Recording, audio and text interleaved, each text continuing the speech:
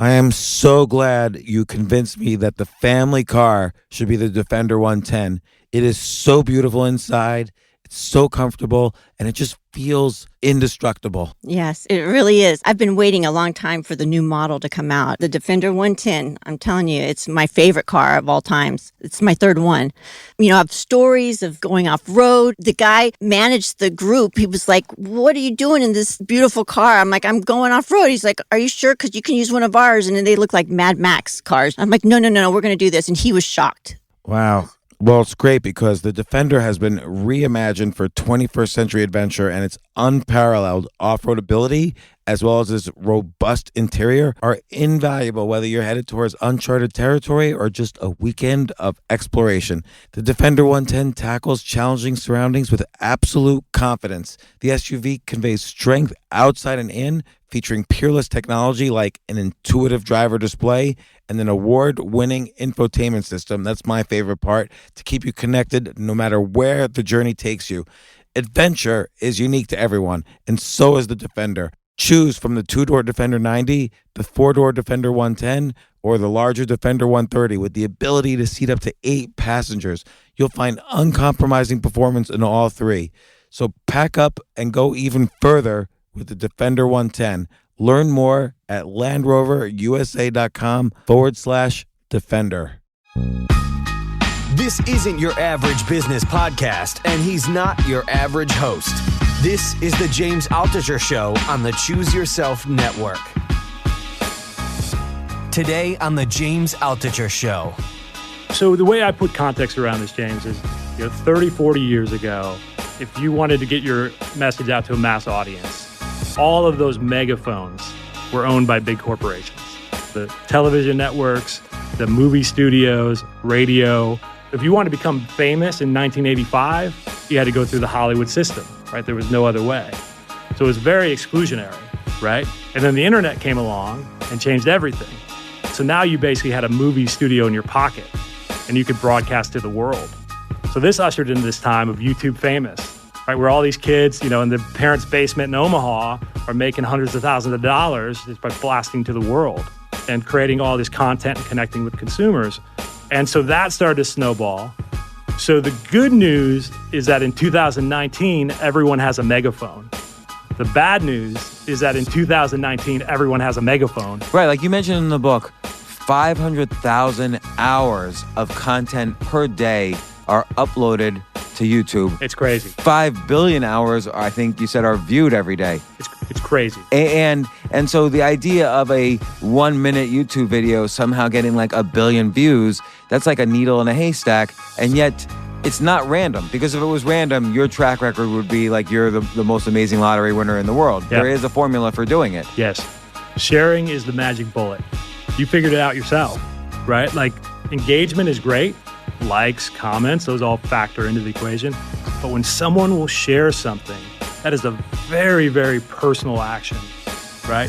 And so we talk a lot about the digital walls.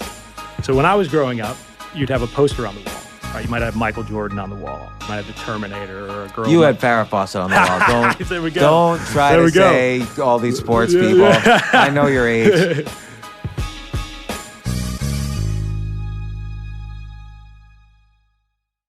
All right, so excited. Got Tim Staples. If you don't know his name, you're going to be glad you know it now after this podcast. He wrote the book, just came out, Break Through the Noise, The 9 Rules to Capture Global Attention.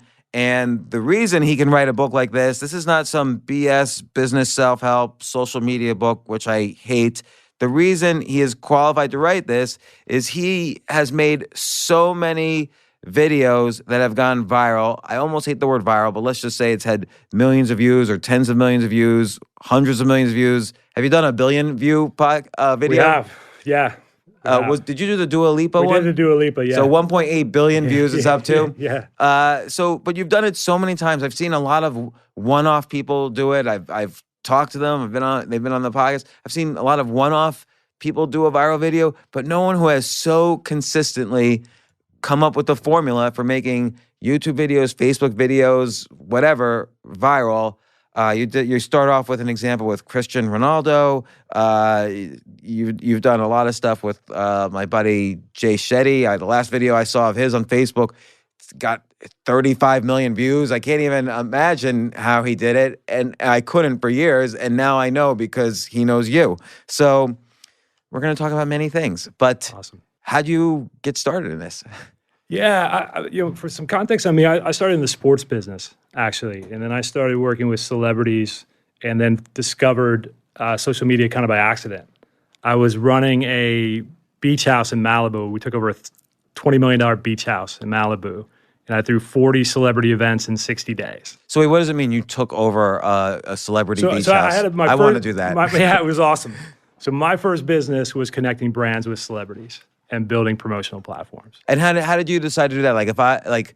So let's say there's lots of, let's say, mid-tier brands. So Nike knows how to meet celebrities. They don't need you. But if, let's say, some mid-tier brand, like some brand that's just moving up, maybe they've gotten over the first hump of sales and youth are starting to buy, young people are starting to buy their product. They come to you and say, hey, we need a huge soccer player. Yeah. How did you come up with this idea? What made you qualified? Well, it started, I originally was going to go into advertising, right? So I thought when I came out, advertising was still cool. But then at the last minute, I took a U-turn and got into sports and started representing athletes. We all know that athletes have all this social appeal, and they can be used in these big campaigns. But what I saw is they had all this appeal at the boardroom level. If you were standing next, at the time we represented Scottie Pippen, right? If you were standing next to Scottie Pippen, you were king, right? If I was standing by myself, Tim Staples, 25-year-old copywriter, I was a nobody, right? And it was an early lesson that left a real imprint on me. And so then as I moved to LA, I got into the celebrity business. It was about connecting celebrities with brands and having mutual benefit. And the big thing that we did is we said, hey, don't bring out your checkbook. Don't just write a big check, because that's what everybody does. And in Hollywood, once you're a check, you're always a check. So what does that mean? What that means that if the agents and the celebrities view you as a check, they won't treat you like a partner. So if you're a brand and you're going to cut a check to Scottie Pippen or Miley Cyrus, for instance, right? Once you pull out that checkbook, they'll only give you the exact minimum amount they have to get their check. I see. Right? So it was about 2008, 2009. It was right at the time when Hollywood was kind of a little bit broke from the recession. And so we engineered this whole model. I called it value for value, right? And we basically said, it was a time when the studios and the networks wouldn't pay for these events for celebrities anymore. So if Jamie Foxx wanted to launch his radio show on Sirius Satellite Radio, no one could pay for it. And you know who definitely wasn't going to pay for it? Jamie Foxx, right? So we stepped in with brand money and we said, hey, we'll underwrite these events and we'll pay for everything. We'll do all the valet. We'll do, all the food and drink that you want. Throw this really great event, red carpet. But in return, you have to do X, Y, and Z for us. And so how did Jamie Foxx know to reach out to you? How did you reach out to the brands? So we just, I came from the sports business, so we started with relationships. And every athlete wants to be a hip-hop artist, and every hip-hop artist wants to be an athlete, right? So there's a lot of crossover. But we just hustled, honestly. In the early days, we said, we would go to the studios and networks and say, hey, you want to throw this event? Yeah. You don't want to pay for it? Yeah. All right, we'll pay for it. But here's what we need in return. And so who would you reach out to in the brand space? So we worked with some of our early clients, one of our biggest clients in the early days was LG mobile phones. And okay, so who did you reach out for Jamie Foxx, for instance? Yeah, so that actually came through, I believe, Sirius Satellite Radio when he was literally launching his show. And right? What did you ask him to do? So what basically, so this is back to the beach house.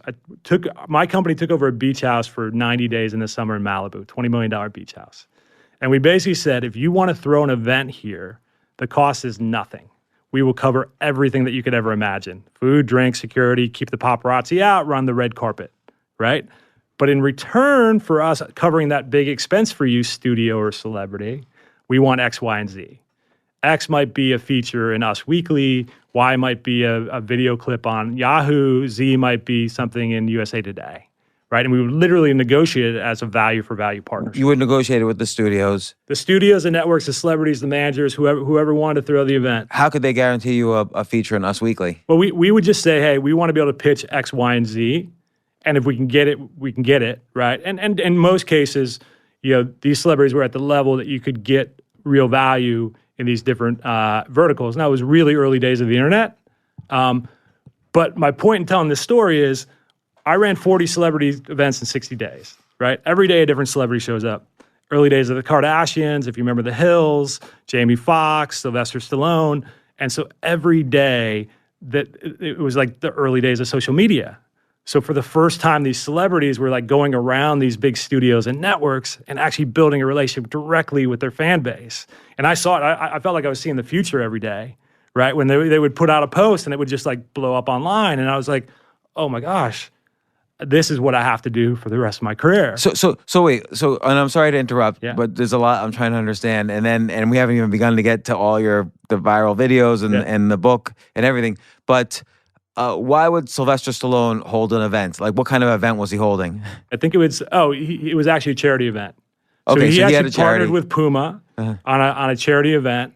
The beautiful thing about Hollywood, man, you've been around it, no one ever wants to pick up the check.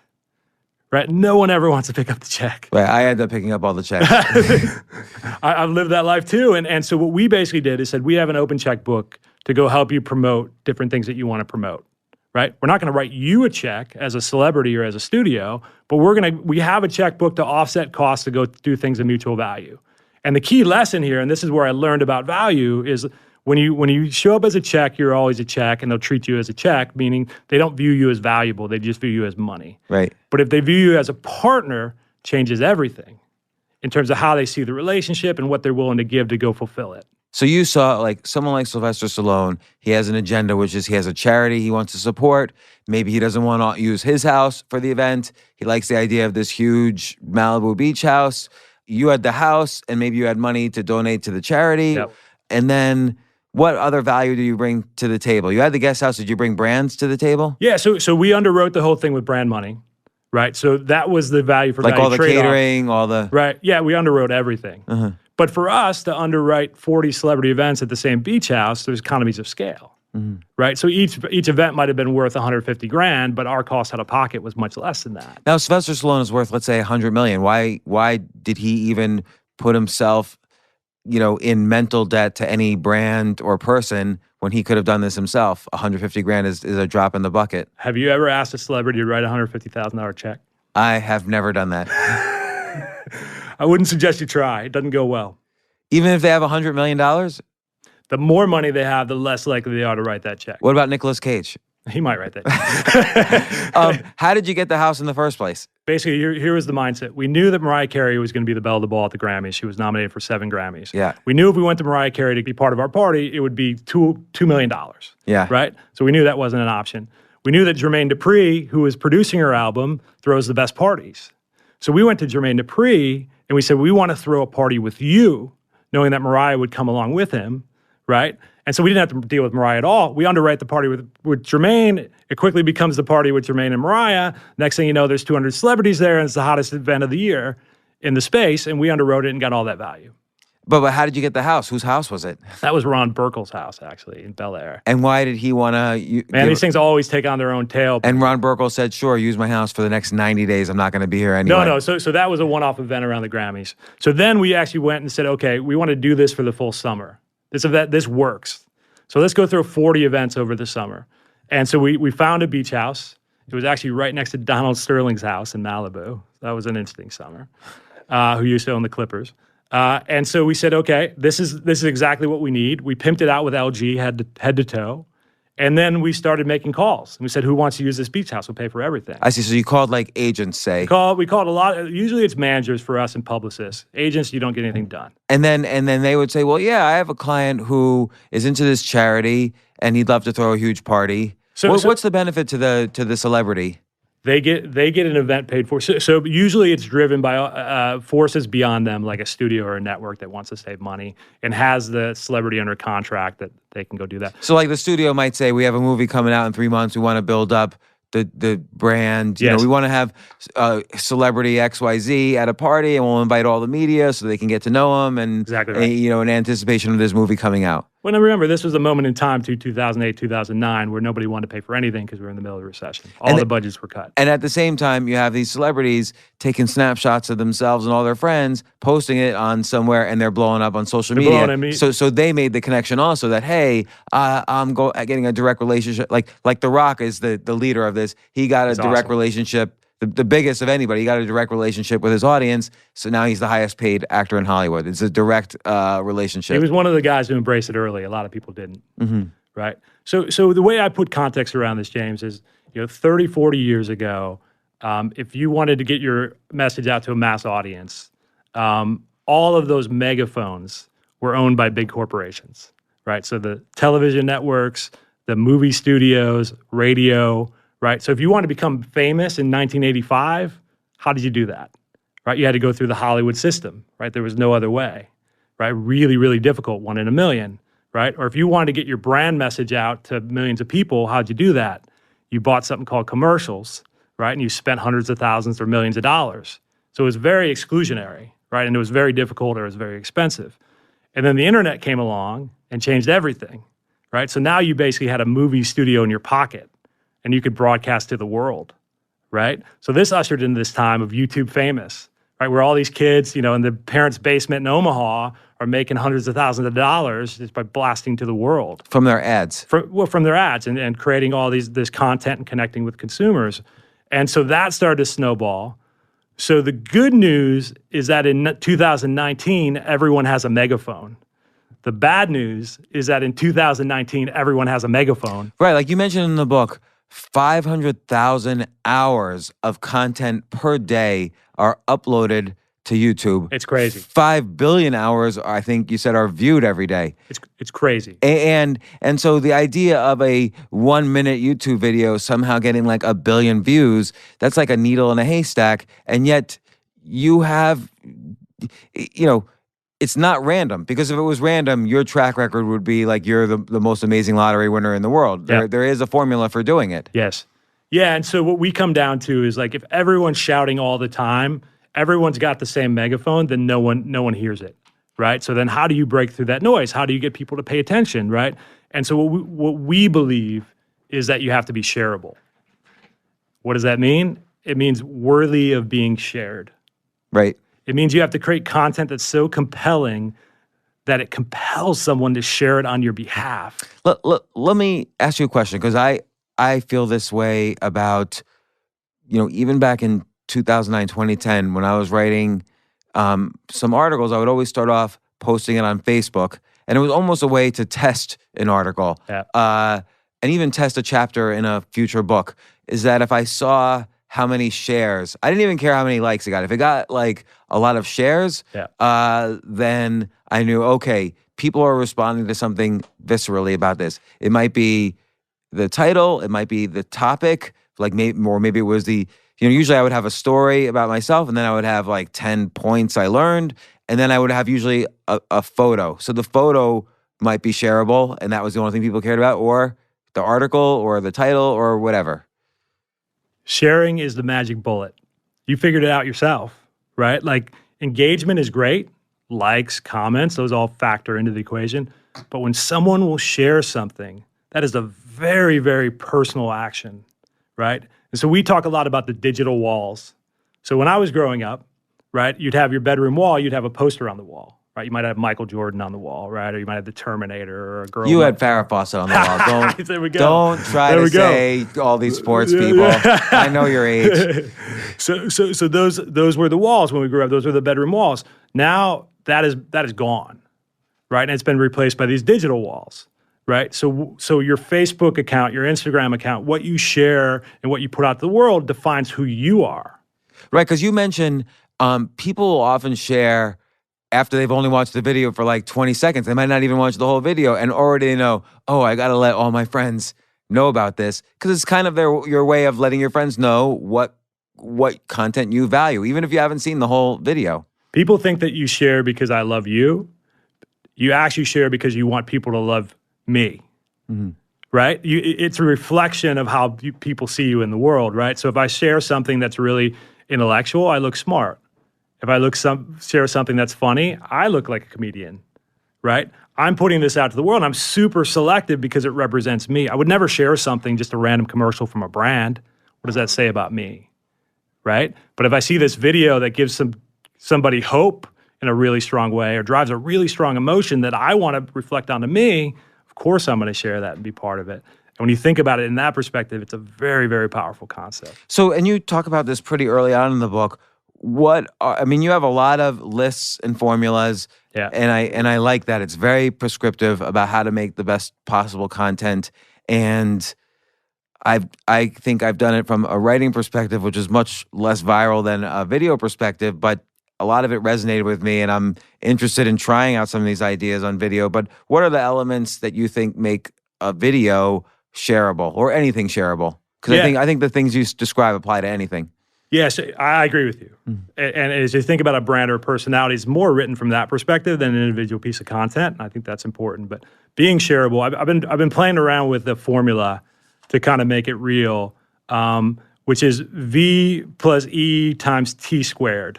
Oh, wait, do you have a pen? I don't have a pen. V plus E times T squared. And I'll explain what that means. Oh, thanks so much. Got it. All right, V plus E times T squared. Okay. So what this is, and it's early in the book, so this is value plus emotion times timing and technology, which are the boosters. Okay, but that so far doesn't mean anything to me. Okay, so let's start with one of the early lessons of the book. It's called focus on value. So many people are so focused on themselves, and they think about being a big YouTube star or being a valuable brand. They think about me, and how do I project that to the world? That's advertising, right? And I think in this day and age, it's absolutely 100% wrong, however you defined it. We believe in shareability is actually the opposite of that. It's starting with an audience that you want to reach, understanding what they want, not what you want to give, and then finding a unique way to give that to them.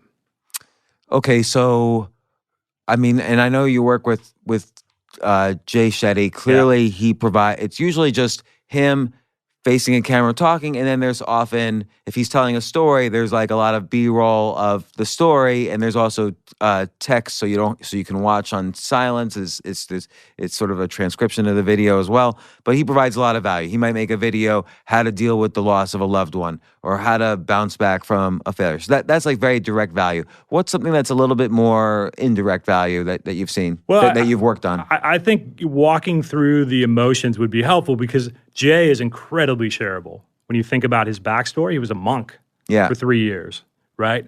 And then what I've been noticing recently, because I've been doing a lot of studying, is so fascinating to me. The people that are really shining in the internet age take on very similar traits.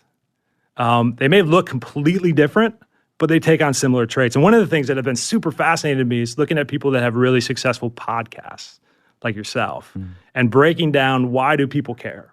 Because how many options do you have for podcasts right now? 1 million? Yeah. Right? You have every option, They right? hand it out at JFK Airport. They do. Like anyone can start a podcast, literally, right? But as you start to look at the emotions that are triggered, because I think we're emotional beings, and I think everything comes down to emotion. I think people think they make decisions based on fact, but they only use fact to back up the emotions that they're feeling, right? And so you have to understand that this is emotional. Everybody's selfish. They're going to act based on their own wants and needs, right? And when they encounter emotion, that's what's going to spur them to take action. So I think it's actually interesting to go through the shareable emotions, which we've called out in this book, and see where they play and if there's some similarities between the people you talk about. Yeah, and I wanna find the chapter where you I think it's here's the 5 shareable emotions. Yeah, and so, you start out. Okay, go ahead. So there are so many emotions, right, that could drive, and what we've found over the course of the last 5 years is we've really honed in on these 5 that we think have the most impact, that are proactive emotions that are also positive. Because there's a lot of negative emotions too, like anger and fear, that can drive people to do things, but they're very polarizing, right? And then there's other emotions like sadness that can be really powerful, but it's actually a passive emotion. What happens when you get sad? You shut down. Yeah, you don't necessarily share a sad. You don't want to share. So why would you want to make your friend sad? Yeah. Right? That's not a good friend. But if there's the first emotion, happiness or joy, you see something that makes you happy, wow, you want to share that so fast because you want to make your friend happy. Yeah, you did one video of babies. What if the Olympics were held for babies? And just people love the baby videos. It makes almost for evolutionary reasons, people get happy looking at babies, and then just mixing it like it's kind of having sex with the idea of the babies plus Olympics. Is like a happy thing. People love the Olympics. People love babies. Combining the two, which nobody's ever done, has to be a happy thing. Amen. And we call that category adorable babies, but it could be kids, it could be puppies. We've had a lot of success with videos with both. But yeah, I mean, it's just giving, literally, there's something really powerful in just making someone smile for a minute of their day. So this category of happiness, this could include like comedy videos. This could include, remember, I'm sure you do with Casey Neistat's video. Oh, Nike just gave me $10,000 to do a video. Awesome. Forget that. I'm just going to travel around the world. Now, obviously, he was just doing it, and the whole thing was really a commercial. But it's kind of this mischievous rebel idea that we all related to. I'm going to just take this money and run around the world. And you see him running around the world, very fast clipped. Going all around the world, talking to women on the beach, doing this, doing that. And it was funny and it was surprising. And so it made people happy to watch that. Well, you nailed on one of the other key emotions, which is surprise. It's you think you're going to go one way and you go completely the opposite, grabs people's attention. What's a great example of that? Well, I think the Casey Neistat video is a great example of that, right? Like, hey, they gave me money to make an ad, throw that in the trash. I'm not going to make an ad. I'm going to go make the thing I want to make. Oh, awesome, right? Yeah. You go a completely different direction. We did something with John Cena where we had him burst through the wall to surprise some of his super fans. It was one of the biggest videos we've ever done. And the reason is when you combine joy and surprise, it's like a multiplier effect. Well, like I think your video with I'm not a sports guy, so I don't even know how to pronounce his name. Cristiano Ronaldo. So you have him dress up as a homeless person playing with soccer, and he's just in the street. And usually he would be the most recognized person on the street, but he's all homeless. Nobody recognizes him at all, even though he's doing amazing soccer tricks. So right there's the surprise factor. What will happen next? It's like a curiosity thing. Do you have is awe separate from curiosity? Yeah, it is. Although a lot of these cascade together. So that video specifically, the context that I want to give you is Ronaldo is like a Greek god, right? He's got the biggest social media following in the world on Facebook. He's a great looking guy. He's like this athlete robot that just destroys on the field, right? And he's larger than life. But he's always been presented like a model, like this very distant figure, right? That just crushes on the field and has this unbelievable social life, but it's very distant. And he has a connection with his fan base, but it's not one of like wrapping your arms around each other, right? It's one of like, hey, you're up there on a Mount Olympus and we're down here. And so we knew that if we took him and made him feel and look like a normal guy or even a guy down on his luck, that flip, that surprise would be a very, very powerful element, right? Now you got surprise, you've got awe, because there's the awe of the second emotion is awe. So it's all about wonder and respect. It's about saying, oh, wow, isn't that cool, right? So the idea of him doing this, the biggest athlete in the world, he can't walk 5 feet in Madrid without getting mobbed. And then you had the happiness with the little boy starts playing soccer with him. And I think if you had stopped before then, still would have probably been a big video. But I think you kind of lucked out that there's this amazing, like, remember that Coke commercial, Mean Joe Green throws the T-shirt to the little 1,000%. boy. So you had that element. So let's think about it. We hit surprise, we hit awe, we hit happiness with the boy. We also hit empathy, put himself in the shoes of the boy and played with him, and they had this connection, right? So we hit 4 of the If you hit one emotion, you can break through and have a little bit of noise for yourself. If you hit 2 emotions, now you're onto something. But if you hit 3 or 4 emotions and hit them strong, you have a worldwide global hit. And that video was the fastest video. It was the fastest video to 30 million views in the history of the internet. And how many does it have right now? The thing about those videos, they get cut and re-ripped and cut and re-ripped. So it's in the hundreds of millions. So the emotions that you have written here: happiness, awe, empathy, curiosity, which is what you're also referring to as surprise, and curiosity and surprise are 2 separate ones. Okay. So curiosity is all about intellectual interest, presenting information to the world in a way it hasn't seen before. So, like, do you think the how stuff works type of videos, Which stuff? like how stuff works or how to build this? Yeah. So all the science stuff is all curiosity-based content. But you have to present it in a unique way, I guess. You're a curiosity guy. Yeah. So I mean, because who the hell is this guy? You're an incredibly shareable guy. You've clearly always understood it in your gut, right? Because no one taught it to you. But like, look at the emotions. I would ask you, do you think you're shareable? I know my written content is. I don't know if my video, and I know the podcast is. I don't know if my video content is. I haven't really created a video. I mean, I've had my TED Talk got like 500,000 views, but not too many videos. Throw your video out. I don't care about that. You as a personality are a very shareable person, right? And the emotions, as I look at it, let's see if this resonates. Curiosity, right? So you're intellectually curious and you present information to the world in a way they haven't heard before.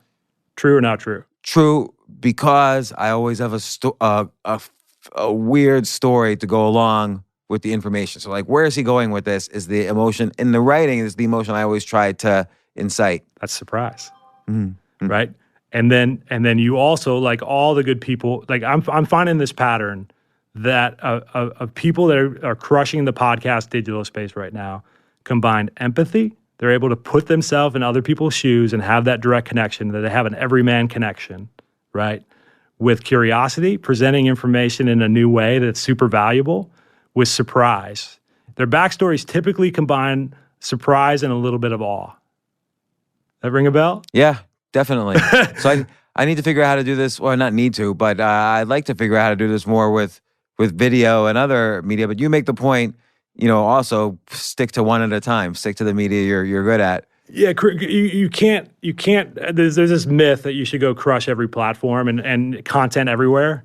Content everywhere was created by an ad agency, right? Because they wanted to put content everywhere and charge you for it. Right. It's just not possible. If you're bad at all social platforms, the idea that you're going to get good at 5 of them in the first year, it's impossible.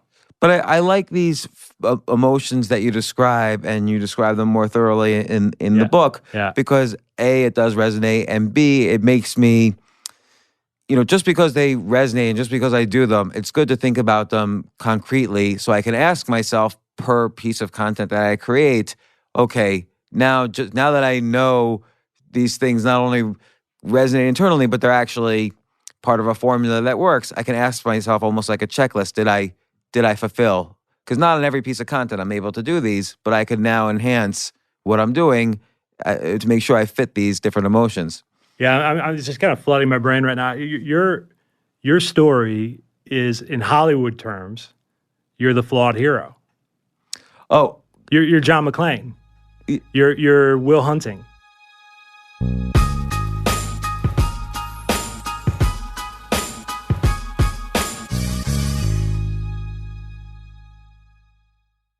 Yeah, it's funny because after, there was one point I threw out all my belongings. I was living from Airbnb to Airbnb. Many of my listeners know this, but the New York Times did a profile, and major television studios called and said, can you meet with us? Yeah. And now maybe something's still in the works with that, but it is interesting to see how that resonated even from a Hollywood perspective, just people reading that one article.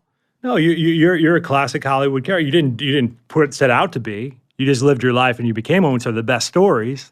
But you're a flawed hero by Hollywood standards, right? So you think about, I think about it this way, like an action movie, right? What are the best action movies of all time? Do you watch action movies? Yeah.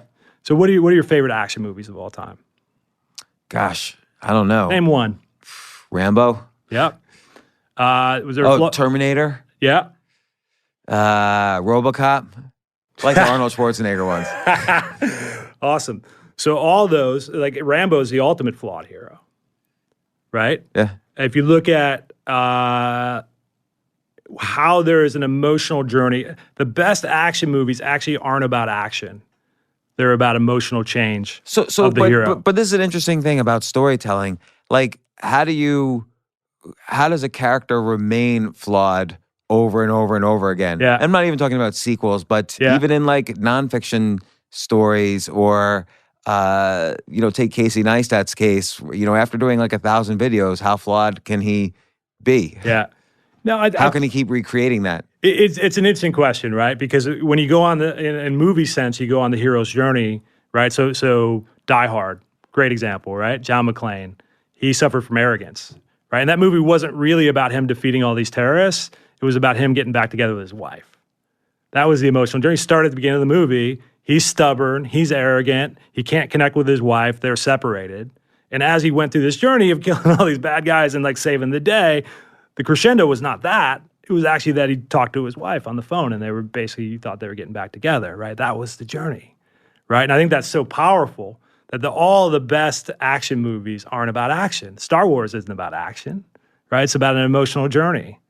The Matrix, right? Great example. I was just reading the other day. So are you into Bond movies at all? Yeah. So there have been, as of next year, there'll be 27 Bond movies, right? With how many different actors, right? And they've always been successful on some level. You know the most successful Bond movie of all time? No. It's Skyfall, 2012. Out of all the movies. Wow. And I think I didn't like that one. That's interesting. I'm curious why. It's the only Oh, no, you know what? I didn't like Quantum of Solace. Okay. I think you would like Skyfall because it's the only movie that has an emotional arc for James Bond. Was that the Daniel Craig one? Daniel Craig. That was the first Daniel Craig one. I think it was the second Daniel Craig one, but it was the one that did $1 billion globally. It's been the most successful. It's gotten the best reviews. And the reason James Bond started that movie, Daniel Craig started that movie. He got shot. He almost died, and he lost it. And he was old and washed up, and he didn't think he could do it anymore. For the first time ever, James Bond couldn't do it anymore, right? And he spent the whole movie facing those challenges. And then eventually he overcame them, and he figured out he could do it anymore, and he had a big victory at the end. And that resonated at a much bigger, deeper level. There were all the explosions and the gun shooting and the women, the same stuff. But because he took you on that emotional journey, it did $1 billion instead of $300 million. It was the most successful of all time. Yeah, that's so interesting. Now, but let's take like a guy like, again, Jay Shetty, who you've worked with. You know, he has a backstory which led to him being a monk for 3 years. And so that's this flawed hero aspect. But he'll do 100 videos. He can't just keep referring to that same backstory each time. I guess he could tell the story of others who are flawed. I think he can at some level, right? I think your backstory is your backstory. It's kind of binary, right? It's like how you're presented to the world in the first three sentences, right? Yeah. And you have a great one. Yeah. Right? So you and Jay Shetty share a great backstory. But like I see with myself even, there's only so many ways to slice the pie. Hey, man. But I don't think you have to recreate your backstory. Your backstory is your back. It's in the past, right? So that's already happened. So that's a strong anchor for you for get people to lean in, right? Which is what it does for Jay as well, right? So it's surprise with a little bit of awe. Oh, wow, he's a monk for 3 years. Oh, wow, he sold a company and then he lost it all. And he sold a company and he lost it all. Oh, he's this flawed hero, right? So that brings you into the world. That's all you need it for, in my opinion, right? Now it's about empathy and curiosity. Jay Shetty is all about empathy and curiosity. He relates to his audience in a very direct way. They're very passionate about what he has to say, and it comes from a place of goodness and of heart. And the fact that he didn't just pretend to be a monk. He moved to India for 3 years. He learned all the teachings. When he came back, all his friends were miserable because they were successful and unhappy, and he actually had wisdom to share with them, right? And now he just started sharing that with the world, right? So I think that backstory never needs to change. It doesn't need to get better. It exists. It's awesome. Now just combine empathy and curiosity, maybe with a little bit of surprise and and maybe some joy here and there. But Jay connects with people on a very different level, right? It's all about your relationship with the world, right? It's about personal empowerment, but your relationship with the world. So we'll talk about the girl or guy you just broke up with, or your relationship with your parents, or how you should think about your self-esteem and how you're not liked at school or you're bullied, right? He deals with all those topics. But it's really about those same emotions. And I found that you have very similar emotions. If you look at it, I was talking to Aubrey Marcus, very similar emotions, right? He's got an interesting backstory, right? Where he, the way he looks is not, he's a guy's guy, right? And you wouldn't think he'd be talking about these touchy-feely topics, right? But he goes deep into those topics and he's very thoughtful about it. But then it's all about empathy and curiosity and presenting information in a new way. Gary Vaynerchuk, right? He's on the podcast, right? Yeah. So same, right? He's got an interesting backstory. There's some surprise and awe in there. but it's all about his journey, right? He's empathetic. You can relate to him. You want to go on the journey with him. There's a reason why in all of Gary's content, it's all shot third person by somebody in the room. He's never talking to the camera in most cases. He's usually just talking, I'm talking to you. It's being recorded. It's uploaded to LinkedIn or Facebook. Why is that? He wants you to feel that you're going along with the journey with him, right? Which is really, really powerful, right? So all these guys, you, Gary Vaynerchuk, Aubrey Marcus, Jay Shetty, couldn't be more different when you look at them, you guys, from a distance. But when you start to peel the onion back, you go, wow, it's the same guy. And I think there's also an authenticity to like Jay's story, to Aubrey's story. And that's important because I think the audience is an x-ray machine. They know if you're authentic or not. And I think that's really important. Casey Neistat's very authentic. Many YouTube stars that we see are very authentic about what they're doing. And, I think that's important. I think that's the difference between now the media and branding now and branding, let's say, in the Mad Men era. I always say that one of the superpowers of the audience right now is being able to spot a fake. Yeah. Right? Whether that be a personality or whether that be a brand, they're so attuned to be able to spot an ad. Right? You can spot an ad from out of the corner of your eye in a millisecond and know to swipe by it. Right? It's same with a personality. It's like I've been rewatching Mad Men since I've got it on the mind. But they were you've probably watched Mad Men. A little bit, yeah. So there was one scene where they were pitching a bank on a new service, and they called it the private account. And it was basically for men, for executives who wanted a private account because of, what they were doing on the side, that they didn't want their wives to know. And so I could imagine as an ad, it sounds in the 60s, it might be just feel very exclusive, like Blackheart, American Express type of thing. But I imagine that translated into today's YouTube era is some guy telling very specifically, this is what I'm doing with that private account. And it's going to be messed up a little bit, but I am who I am. And we're going on that journey with me. And so I could see that being a much more interesting YouTube than whatever the video, the ad was in the 60s. People love faults. When you're fallible, it makes you human, and that means that people can connect with you in a different way than if you're this glossy figure that's off in the distance. That's the conversation we had with Ronaldo. It's like, hey, you're powerful, but when you really connect with people and step into their shoes, that's where everything goes to another level. How does The Rock make himself seem like an everyman? What I love about The Rock, man, he's like his persona online. He's like a real life superhero, and he brings empathy. Right, you're in it with him. Even though he is a superhero, there is that connection in a different way. There's definitely awe. There's physical awe. There's just personality awe. He has a gravity to him that most people don't have, right?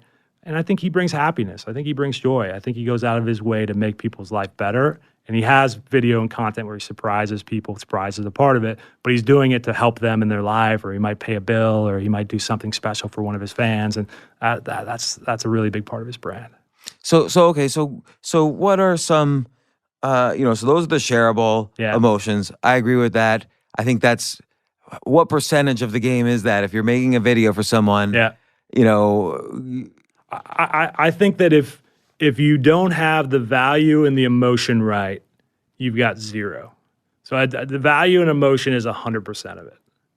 If you don't have value for the audience and you're not packaging that in an emotional wrapper, both, you have zero. And so value could either be entertainment or education, and emotion is kind of the storytelling vehicle. The flawed hero through the arc of the hero gets you that emotion. And then, of course, if the story is written well, you have awe, curiosity, surprise. Yeah, that's where if you can hit the multiple emotions, you can really accelerate. Mm-hmm. And then, so once you understand that, that's kind of the base, I would say, of being shareable, right? Is emotion meets value. Then the next step. And by the way, I'm just, for the person listening to this, I think this is very important. This is not about people going home and suddenly making their first video that makes 10 million views.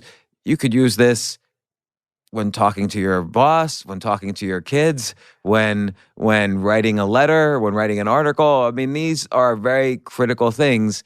Shareability is not about social media. It's about how you're connecting with other people in a way that excites them. It's taking a vision that's in your head and teleporting it to someone else's head. I'm so glad you said that.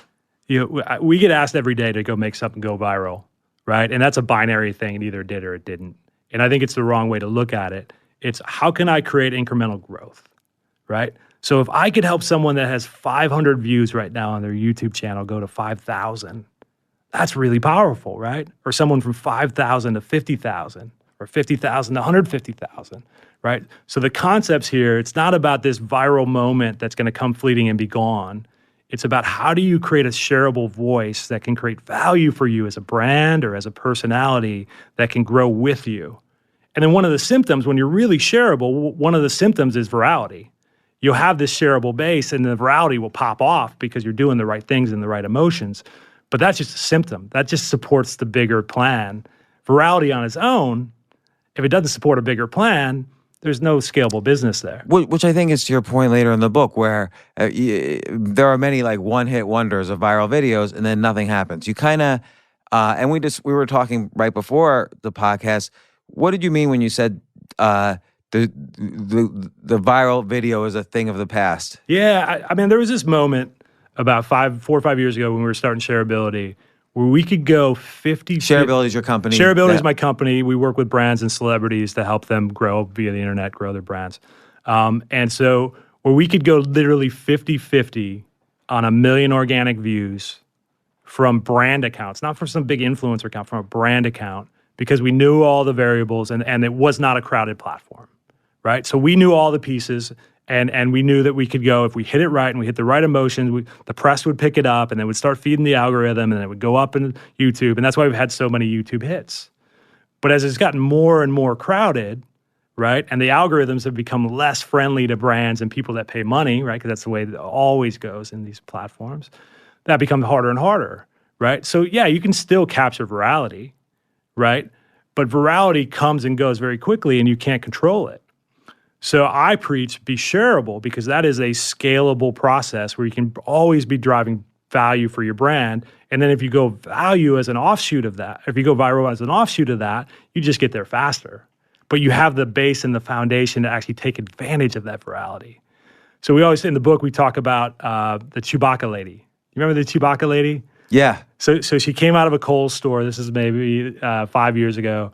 It was one of the first Facebook Lives to go truly viral. She basically just came out. She was by herself in the car. She put on a Chewbacca mask, and she just started laughing hysterically, right? And she couldn't stop laughing, and she captured this real moment, and it went online, and it got, I don't know, hundreds of millions of views. And then she was on the Today Show, and she was on, Jimmy Kimmel, and for a week, she was the biggest celebrity in the world, right? Or at least in the U.S. And then 2 weeks later, she's gone. Yeah. Right? Her life didn't change because she's the Chewbacca lady. She's not rich and famous now because she was the Chewbacca lady. She had a moment of fleeting fame, right? And it's great, but it didn't lead to anything. And then we just see virality on its own leads you nowhere, but shareability leads to growth. And it's really based on concepts that can kind of stand the test of time. So why is that? Like, what's the metric of? So obviously, the number of shares is a good metric of success. But what is the YouTuber aiming for? Are they aiming for more subscribers when they are shareable? Yeah. So a lot of people are trying to break through right now. I mean, everyone's trying to be the next YouTuber, Instagram star, right? Because it seems like a great life.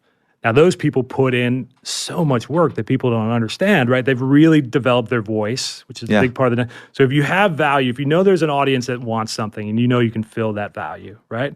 Now you layer in the right emotional wrappers around that so people are going to connect to it and be a part of it. Now, the third piece is how do you develop your unique voice? We call it find your voice. Something unique that only you can bring to the world, right? To go provide value and emotion on these topics, right? And so those are the three pieces. So it's 7 billion people in the world. What do you tell someone who says, well, how do I find my unique voice? I went to high school, college, law school like everyone else. What's unique? Yeah, so I think you do it the way you did it, which is you said you used to write all these different articles. You would get real-time feedback on the things that connected, right? Trying is free, right? Everyone's so scared to try. Like no one ever starts the process because they want to go from 0 to 100. Well, maybe the process is going from 0 to 2 to 4 to 7 to 9 to 13, right? And put in the work. And along the way, you have to, we call it test before you invest. You have to put it out in the world and see in real time what people are responding to, find the areas of gold that you dig into, and then dig deep in those areas, right? It's not brain surgery, But if you put out 5 videos and one of them has an engagement rate of 3% and the rest of them are 0.5%, let's look really hard at a thing that has a 3% engagement rate, even if only 200 people saw it. Why are they engaging with that? What emotional trigger am I releasing? What do they like about my voice that's bringing value in a unique way? Why do they engage, right? And then that is all the data you need to go, okay, now give me more of that. And then you just start making incremental changes, and eventually those incremental changes become exponential. And I want to be respectful of your time. I always tend to run overtime with people, and we have a few more minutes before you have to catch a plane. But one thing you kind of really hone in on in the book is those first 7 seconds of a video are critical. And again, I can make the relationship to writing. The first sentence has to have not only shock and awe, but the first sentence has to have a cliffhanger, which normally people, that's a new thing to have a first sentence be a cliffhanger. But you're sort of saying basically the same thing with videos. And I think that's important. But I also noticed in some of your, like in the Dua Lipa music video, the first 7 seconds, nothing happens. True. And music videos are a different medium. I'll say that first off. Okay. But I think the first 7, have you ever watched a 15-year-old scroll through social media? Yeah, it's just boom, boom, boom. It is the most intuitive thing you can ever imagine, right? Have you ever watched someone go through Tinder, like rifle through Tinder? I have not. It's an amazing, you should do it sometime. Ask someone that's single that you work with. You say, hey, let me watch you go through Tinder one time. They make decisions on who they're going to date in a millisecond, just based on the first reaction of the emotion to the image, right? It's like literally like this, and then it's like this, look, and then it's like, hey, it's amazing. And women, they're so intuitive. It's a thing to watch, right? So if that's the context that you're trying to share content, what are your odds that you're going to grab somebody that's going through their feed at that kind of pace and get them into your video? It's very slim, right? So if you don't catch them in the first 7 seconds, really the first 3 seconds in most cases, they're gone and they're never coming back. And so we call that whole process, we call it curb appeal. So it's an analogy to a real estate agent, right? Like if you're selling a house, what is the curb appeal? If you're driving by a house that's for sale, how does the front yard look? Is it well manicured? Is the house the right color? Does it have the right window shades? Is there a pool in the back? Oh, that looks great. I'm actually going to go check it out and go inside, right? For a video, like you said, it has to have the right curb appeal. It has to have the right image that draws you in. It needs to be connected with the right copy that says the image and the copy need to make sense immediately. Because if it confuses me at all, even if I like it, I'll stop. But if it confuses me, now I'm gone.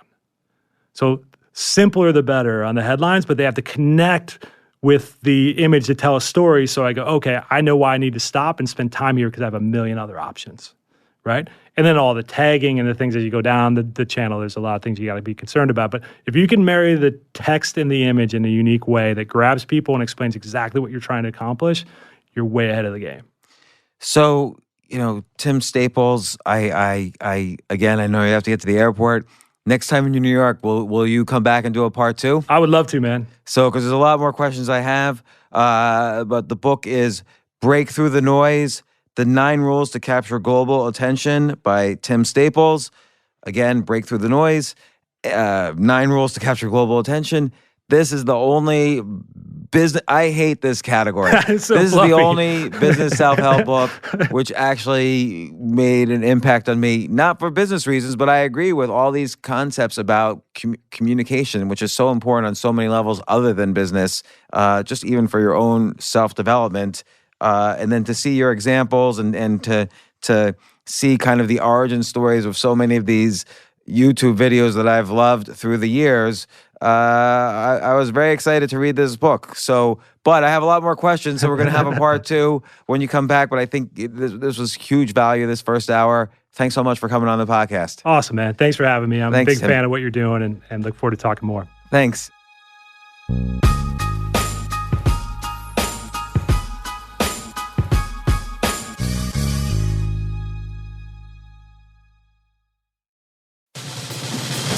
These days, we're all investors, trying to be smart with our money despite our worst impulses. But at iShares, We believe that deep down inside of every investor is a better investor.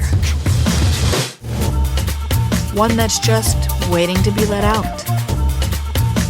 Explore iShares ETFs and insights and let your best investor out. Visit iShares.com for more information.